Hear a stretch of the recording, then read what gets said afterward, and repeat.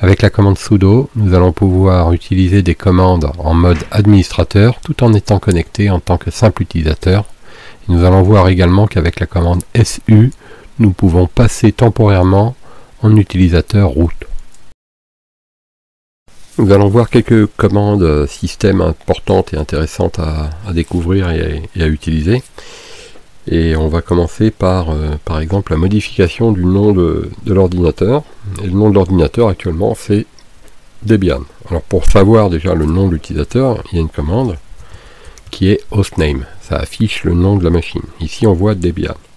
Et pour changer le nom de la machine, on pourrait par exemple faire hostname et lui donner un nouveau nom. Mettons qu'on l'appelle machine. Et là vous allez voir que en fait la commande me dit que je dois être root, c'est-à-dire que je dois être administrateur pour changer le nom de la machine. Donc cette commande m'informe que si je suis pas root, je ne peux pas faire ce changement de machine. Et du coup, ça me montre que seul root a les permissions, les pouvoirs nécessaires pour faire certaines commandes système. Donc là j'ai pris comme exemple de changer le nom de la machine, mais changer une adresse réseau ou affecter une config IP, ça serait nécessaire également d'être connecté en tant que root. Comment faire? Plusieurs solutions. La première, effectuer l'action temporairement au nom de root, donc sudo et hostname. Et puis on va mettre machine, mais là encore on va se rendre compte que une fois que j'aurai donné mon mot de passe pour l'utilisateur Jean, le système va vérifier que Jean a le droit d'utiliser sudo et il va se rendre compte qu'il n'en a pas le droit. Du coup il va m'informer que ça marche pas non plus et que en fait ça n'a rien fait. Donc deuxième possibilité, basculer en route, et là il me faut impérativement connaître le mot de passe de route, et donc c'est pas donné à tout le monde. Et à ce moment-là, réaliser le changement de la machine, le changement de son nom. Donc par exemple, je vais l'appeler machine. Et là, on voit que il n'y a pas eu de message d'erreur. Et si on tape hostname, on voit bien qu'il s'appelle machine. Donc, résumons. Pour faire tout ça, il a fallu que je sois connecté en tant que root, mais il a fallu donc que je connaisse le mot de passe de root. Donc si vous voulez, en tant qu'utilisateur root, autoriser des utilisateurs particuliers à utiliser par exemple le mode commande pour faire de l'administration, eh bien il va falloir ajouter au compte, ajouter au droit sudo vos utilisateurs. C'est la meilleure chose à faire. Comment fait-on? Deux possibilités. La première, c'est d'éditer un fichier de configuration dans lequel on va inscrire le nom de l'utilisateur et quelles sont les permissions qu'on lui donne. C'est ce qu'il y a de plus, je dirais, peut-être rapide à faire, en tout cas le plus explicite, mais c'est pas ce qui est recommandé. Et d'ailleurs, si on le fait, le système nous informera que c'est pas la meilleure des méthodes. Ou alors, on ajoute l'utilisateur à un groupe qui serait donc par exemple le groupe sudo. Le groupe sudo est un groupe qui donne les autorisations à des utilisateurs d'utiliser la commande sudo. Alors comment on fait ça?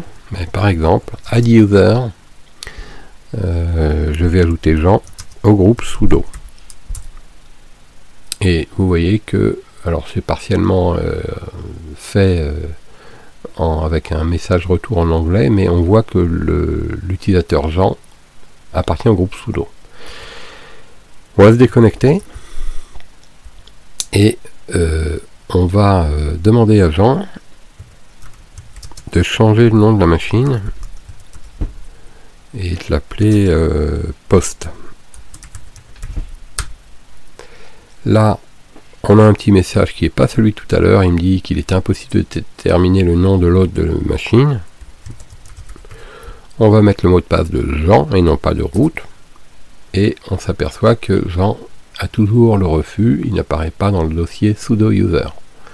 Alors, qu'est-ce qui s'est passé? Pourtant, nous venons de le mettre. Tout simplement, le système n'a pas lu ce fichier au démarrage. Donc nous allons nous déconnecter et nous reconnecter en tant que Jean. Et là, on va refaire cette commande host, alors sudo hostname, et on va l'appeler post. On met le mot de passe de Jean et on voit que l'opération en fait a l'air de s'être réalisée. Il n'y a pas de message d'erreur. On a changé le nom de la machine. Maintenant, pour le vérifier, on va se loguer à nouveau et en tant que Jean toujours, et on voit bien que la machine s'appelle Post désormais. Donc pour résumer, si on veut effectuer une action en tant qu'utilisateur root, il faut être membre du groupe sudo. Donc pour ça, on avait demandé à root d'ajouter Jean au groupe sudo de cette manière-là. Et ensuite, après avoir été déconnecté et reconnecté, de façon à pouvoir lire le fichier de configuration, on s'est rendu compte que Jean pouvait faire des commandes système en connaissant uniquement son mot de passe personnel et pas le mot de passe de root. Ce qui est quand même une bonne idée, plutôt que de donner à Jean le mot de passe de root et lui demander de basculer à perpétuellement s'il veut faire l'administration en mode root. Comment savoir si Jean appartient au compte de groupe root? C'est facile, vous avez une commande groups ici qui affiche la liste des groupes auxquels Jean appartient. Et vous voyez par exemple ici qu'il appartient au groupe sudo. Donc le groupe sudo, il permet donc à Jean de faire ces fameuses commandes système. Alors on va faire une expérience, on va ajouter un utilisateur. Alors si Jean essaye d'ajouter un utilisateur, par exemple, qu'on va appeler Alice. On voit que la commande add user ici est considérée comme introuvable pour l'utilisateur Jean. Donc ça veut dire en fait que Jean a priori utilise une commande qui n'existe pas.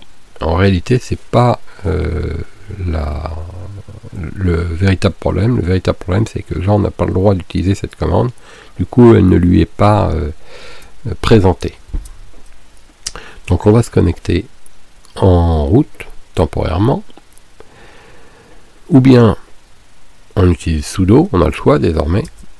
Là je vais utiliser le compte route et je vais ajouter l'utilisateur Alice. On voit qu'on me demande un mot de passe que je confirme et j'ai qu'à répondre tout par défaut. Il suffit de faire entrer plusieurs fois, vous n'êtes pas obligé de répondre ou de changer les valeurs. Et les valeurs par défaut sont implicites. Donc, l'utilisateur qui a été créé, c'est Alice. On va se déconnecter. Et si on se connecte en Alice, on va donc voir que... Alors pour faire ça, je vais me déconnecter et me connecter en Alice.